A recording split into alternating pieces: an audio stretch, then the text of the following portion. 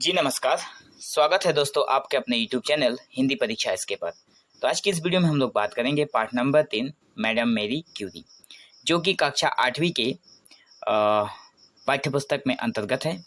और इसमें जो मैडम मेरी क्यूरी हैं उनकी कहानी एक संघर्ष की कहानी है। उनके जीवन के मतलब इन्होंने अपने जीवन के दशाओं से कभी समझौता नहीं किया और वे एक ऐसी एकमात्र विलक्षण महिला वैज्ञानिक हैं। मतलब ये एक वैज्ञानिक थी, ठीक है, और विलक्षण थी, जिन्होंने 2 बार नोबेल पुरस्कार प्राप्त कर समस्त विश्व को आश्चर्य कर दिया था इन्होंने। और आज हम इनके भाग्य को और आज जो लोग हैं इनके भाग्य को सराहते हैं, मतलब बहुत वाहवाही करते हैं। लेकिन उनके जीवन पर दृष्टि डालने से पता चलता है कि मेरी का दोहरे नोबेल पुरस्कार तक पहुंचने का यह सफ़र अनगिनत कठिनाइयों से भरा है। इसका संपूर्ण जीवन विज्ञान को समर्पित एक तप था, ठीक है। तो इनका जितना जीवन था वो संपूर्ण इन्होंने किसको समर्पित कर दिया था? विज्ञान को, ठीक है। तो ये जो नोबेल पुरस्कार बार बार हम लोग हर जगह पे सुनते आते हैं, क्या आप लोगों ने कभी ये सोचा है कि ये नोबेल पुरस्कार आखिर किसने इजाद किया था? मतलब किसने इसको आविष्कार किया था, ठीक है। तो इस चीज़ को पढ़ने से पहले या फिर इस चैप्टर को पढ़ने से पहले हम लोग थोड़ा नीचे जाएंगे और नीचे एक ब्रैकेट में आओ इन्हें जाने लिखा गया है, तो हमें एक बार इसे ज़रूर पढ़ लेना चाहिए, ठीक है। आप लोग यहाँ पे पिक्चर में देख रहे हैं, एक व्यक्ति बैठा हुआ है। सबसे पहले नोबेल पुरस्कार विश्व का सबसे अधिक प्रतिष्ठित पुरस्कार है। यह पुरस्कार 5 क्षेत्रों में दिया जाता है, ठीक है। एक बहुत ही प्रतिष्ठित पुरस्कार है जो कि 5 क्षेत्रों में दिया जाता है, जैसे भौतिक, रासायनिक शास्त्र, चिकित्सा, साहित्य और शांति में। लेकिन बाद में 1969 में अर्थशास्त्र को भी इसमें शामिल किया गया और अर्थशास्त्र के लिए भी इन्हें लोगों को नोबेल पुरस्कार दिया जाता है। इस पुरस्कार को शुरू और उसकी स्थायी व्यवस्था करने का श्रेय स्वीडन का एक निवासी था जिसका नाम था अल्फ्रेड नोबेल। अल्फ्रेड नोबेल को जाता है। इन्होंने ये नोबेल पुरस्कार देने की जो सिस्टम है उसे शुरू किया था, ठीक है। अल्फ्रेड नोबेल बहुत बड़े वैज्ञानिक थे। उन्होंने डायनामाइट का आविष्कार किया था। डायनामाइट का आविष्कार किसने किया? अल्फ्रेड नोबेल ने। तो यहाँ से कुछ ना कुछ अलग चीज़ें हमें सीखने को मिलती है, हर चैप्टर में दिया गया है। हालांकि हमने कश्मीरी सेब जो चैप्टर है उसमें से ये आओ जाने वाली बातों को नहीं पढ़ा है, लेकिन हम लोग आगे उसके जो वीडियो आएंगे उस चैप्टर से अभी भी कुछ बाकी है, उसमें उस सारी चीज़ों को कवर कर लेंगे। मैडम क्यूरी को नोबेल मिलने के 100 वर्ष पूरे होने के अवसर पर 2011 वर्ष को अंतर्राष्ट्रीय रसायन वर्ष घोषित किया गया है, ठीक है। तो अंतर्राष्ट्रीय रसायन वर्ष कब घोषित किया गया है? 2011 को। और नोबेल पुरस्कार ये जो दिया जाता है वो किसके नाम से दिया, किस व्यक्ति ने इसका इजाद किया था? तो उसका नाम होगा अल्फ्रेड नोबेल। चलिए हम लोग कहानी में समझते हैं कि मैडम मेरी क्यूरी जो हैं उनके जीवन से संबंधित सारी चीज़ों के बारे में। ये रही मैडम मेरी क्यूरी, जो कि आप लोग पिक्चर में देख पा रहे हो लेफ्ट साइड में। आगे पढ़ेंगे हम लोग कि बढ़ते हैं और देखते हैं कि मेरी क्यूरी बचपन में मारिया स्कोलोडोवस्का नाम से जानी जाती थी। स्कोलोडोवस्का नाम से जानी जाती थी, ठीक है। तो मेरी क्यूरी जो है वो मारिया स्कोलोडोवस्का के नाम से जानी जाती थी। दोस्त प्यार से उन्हें मान्या पुकारते थे। यहाँ से क्वेश्चन बन सकते हैं। यहाँ पे उनका जन्म हुआ था 1867 ईस्वी में 7 नवंबर को वारसा, ठीक है, मतलब पोलैंड में। पोलैंड एक जगह है, वहाँ पे इनका जन्म हुआ था मेरी क्यूरी का। मेरी के जो पिता माता थे दोनों अध्यापक थे। मेरी के पिता माता दोनों टीचर थे। 24 साल की उम्र तक वे अपने जन्म स्थान में ही रही। मतलब 24 साल तक जब इनकी उम्र हो गई तब भी वो अपने माता पिता के साथ जन्म स्थान पर रहती थी। हाई स्कूल और स्नातक की परीक्षाओं में मेरी प्रथम श्रेणी में उत्तीर्ण हुई। उस समय वारसा विश्वविद्यालय में महिलाओं का प्रवेश वर्जित था। अब यहाँ पे वारसा विश्वविद्यालय जो था उसमें महिलाओं का एडमिशन होना वर्जित था, मतलब मना कर दिया गया था कि महिलाओं की एडमिशन नहीं हो सकती है वारसा विश्वविद्यालय में।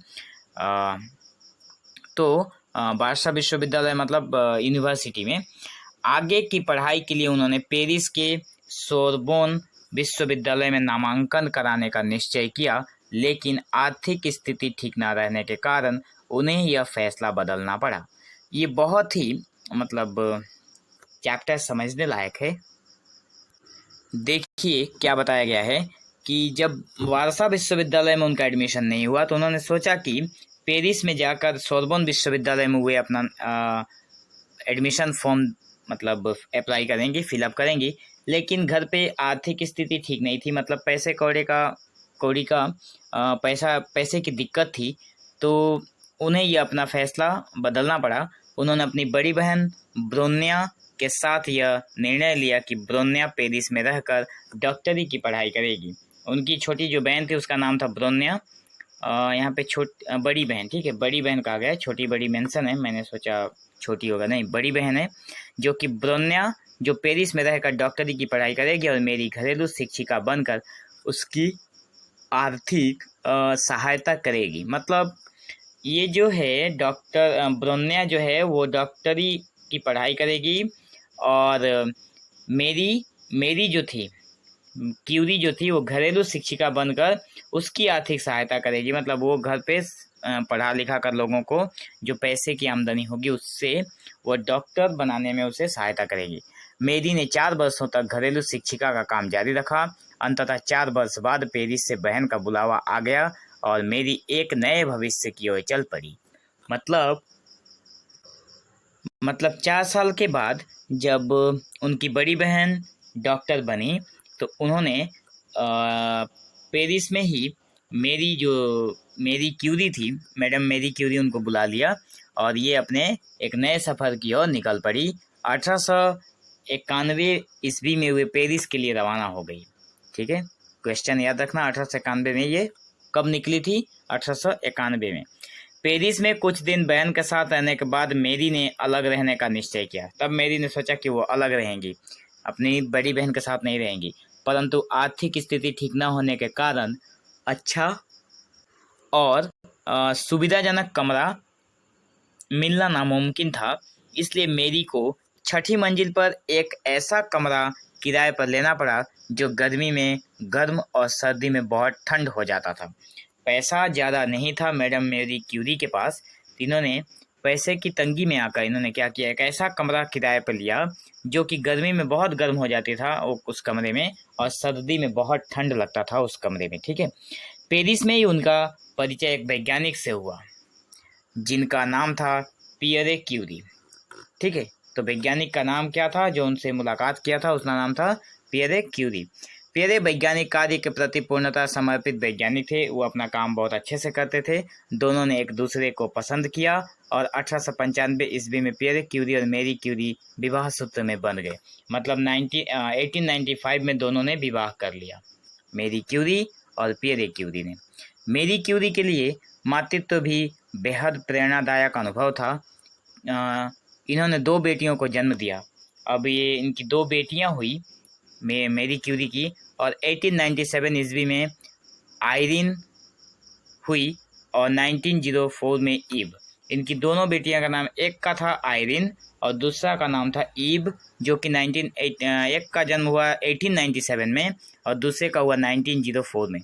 एक सक्रिय फ्रेंच नागरिक होने पर भी क्यूरी, फ्रेंच नागरिक, ध्यान रखना, क्यूरी किस प्रकार की नागरिक थी? फ्रेंच नागरिक थी। तो फ्रेंच नागरिक होने पर भी क्यूरी अपना पोलिश परिचय खोना नहीं चाहती थी। मतलब पोलिश का जो परिचय था वो खोना नहीं चाहती थी। उनके मन में अपनी मातृभूमि के प्रति अपार प्रेम था। वे अपनी बेटियों को भी पोलिश भाषा, मतलब अपनी मातृभूमि की जो भाषा थी पोलिश भाषा सिखाती थी और दोनों को पोलैंड की सैर कराती थी। पोलिश भाषा मतलब पोलैंड की जो भाषा है उसे बोलते हैं पोलिश भाषा। ठीक है, पोलिश लैंग्वेज। और इन्होंने पोलैंड की जो भाषा थी, मातृभूमि की उनकी जो भाषा थी पोलिश, वो अपनी दोनों बेटियों को भी उन्होंने सिखाई थी। सिर्फ भाषा ही नहीं सिखाई थी बल्कि उन्हें पोलैंड सैर पर लेके आती थी, सैर कराती थी, घुमाती फिराती थी।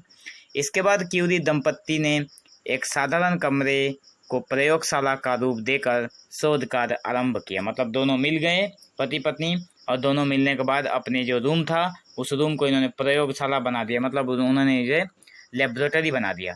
उन्होंने देखा कि शुद्ध यूरेनियम की जगह यूरेनियम खनिज में अधिक सक्रियता होती है और इससे यह प्रमाणित होता है कि मिश्रित जो यूरेनियम है उसमें कोई अज्ञात सक्रिय तत्व है। मतलब मिश्रित जो यूरेनियम है उसमें कोई अज्ञात मतलब जो अभी जाना नहीं गया है ऐसा एक यूरेनियम की मतलब तत्व है।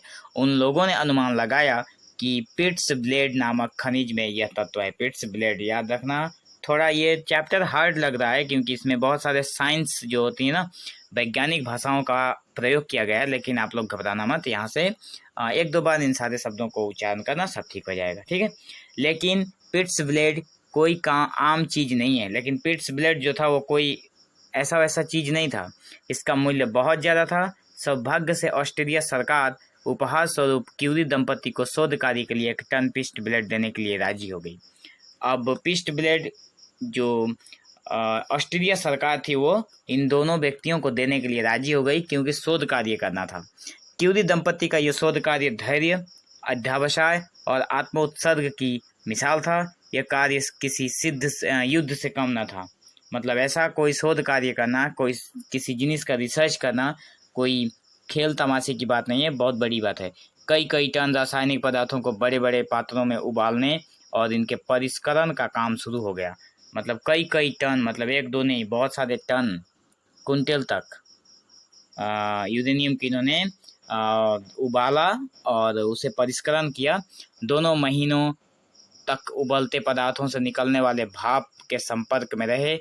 घर परिवार के बारे में सोचने के लिए उनके पास समय नहीं था।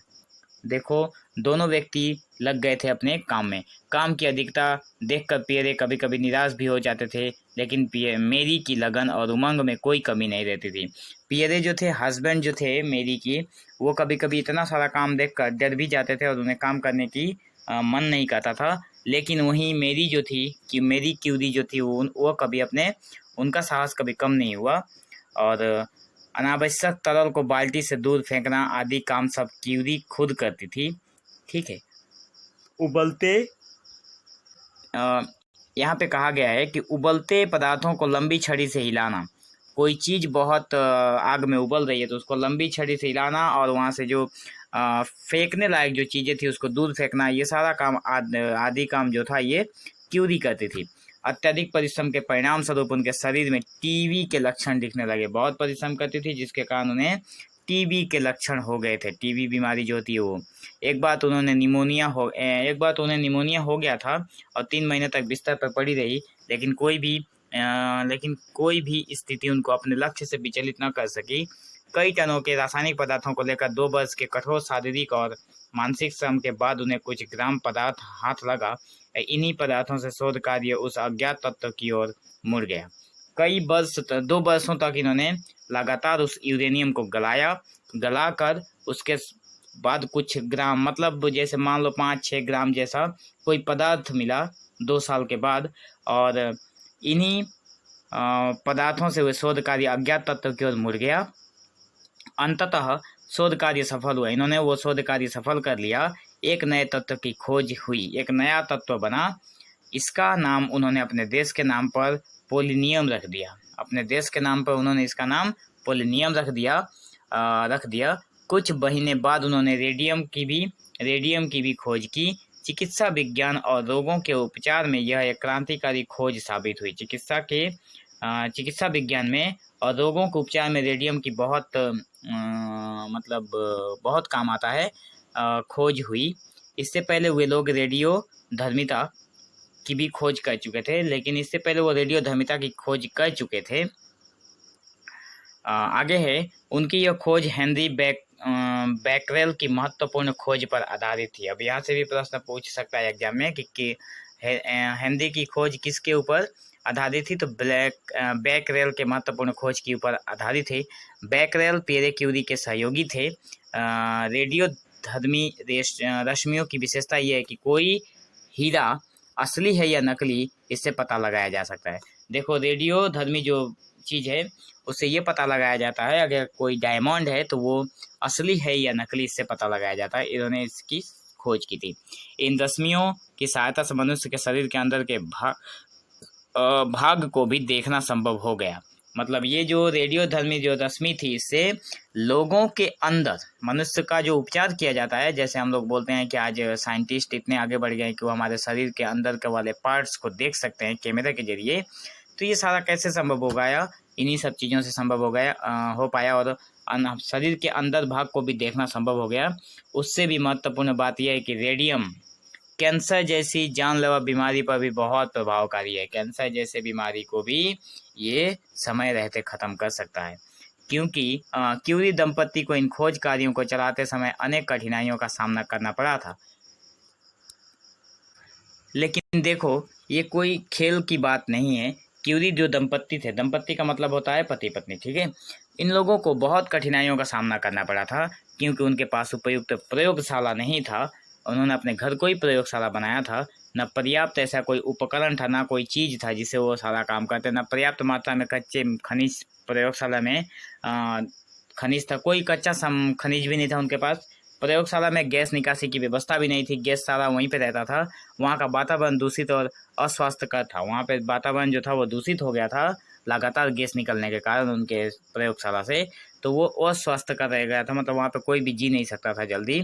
फिर भी उन लोगों की लगन और उमंग में कोई कमी नहीं थी। फिर भी इन दोनों व्यक्तियों की लगन और उमंग में कभी कोई कमी नजर नहीं। आगे है, मैडम क्यूरी को पहला नोबेल पुरस्कार भौतिक शास्त्र में 1903 ईस्वी में पति पियरे क्यूरी हार्ट तथा हेनरी ब्लैकरेल के साथ संयुक्त रूप से मिला। देखो, मैडम क्यूरी को पहला नोबेल पुरस्कार मिला था 1903 में, जो कि पियरे क्यूरी पति भी साथ में थे और हेनरी बैकरेल भी थे, ठीक है। रेडियोधर्मिता की खोज के लिए यह पुरस्कार दिया गया था। पहला नोबेल पुरस्कार किस लिए दिया गया था? रेडियोधर्मिता की खोज के लिए।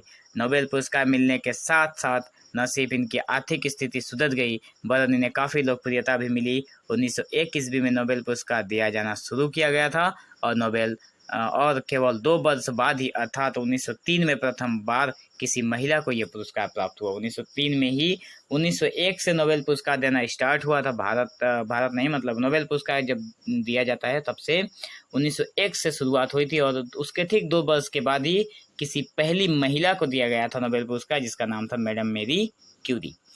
1911 ईस्वी में दूसरी बार इन्होंने रसायन शास्त्र के क्षेत्र में रेडियम की शुद्धिकरण, आइसोलेशन ऑफ प्योर रेडियम के लिए नोबेल पुरस्कार मिला। देखो, 1911 में इन्हें दोबारा नोबेल पुरस्कार मिला। किस लिए? उसी रेडियोधर्मिता की जो इन्होंने खोज की थी, उसे रेडियम को फिर से शुद्धिकरण के लिए। शुद्धिकरण भी इन्हीं को दिया गया था करने के लिए, क्योंकि दंपति को चारों ओर से मान सम्मान मिलने लगा, परंतु यह ख्याति और प्रतिष्ठा पियरे के जीवन में ज़्यादा दिनों तक कायम न रह सका। लेकिन बहुत कुछ तो मिला, लेकिन पियरे जो उनके पति थे, उनके जीवन में ज़्यादा दिन तक ये सारी चीज़ें नहीं रह सकी। एक सड़क दुर्घटना में मेरी को छोड़कर पियरे इस दुनिया से चल बसे। अब एक सड़क दुर्घटना हुई जिसमें मेरी से ये अलग हो गए और इनका देहांत हो गया, ठीक है। पति की मृत्यु के बाद पियरे के स्थान पर मेरी क्यूरी को सोरबोन के भौतिक विज्ञान विभाग में प्रोफेसर नियुक्त किया गया। अब देखो, सोरबोन में इनको भौतिक विज्ञान विभाग में इनको प्रोफेसर बना दिया गया। पहली बार किसी महिला ने इस पद का सुशोभित किया था, और पहली बार किसी महिला को वहाँ पे बिठाया गया था। आगे, प्रथम विश्व युद्ध के दौरान अगस्त महीने में जर्मनी ने फ्रांस पर आक्रमण किया। ये देखो, जर्मनी ने फ्रांस पर आक्रमण किया था। मेरी ने इस विश्व युद्ध में अपनी बेटी आयरिन के साथ सचल एक्सरे इकाई का गठन किया और सेविका बनकर घायल सैनिकों की चिकित्सा की थी। ये देखो, अपनी बेटी के साथ मिलकर जो फ्रांस और जर्मनी के बीच युद्ध हुआ था, उसमें से उस युद्ध के बाद इन्होंने घायल सैनिकों को क्या किया था? चिकित्सा किया था।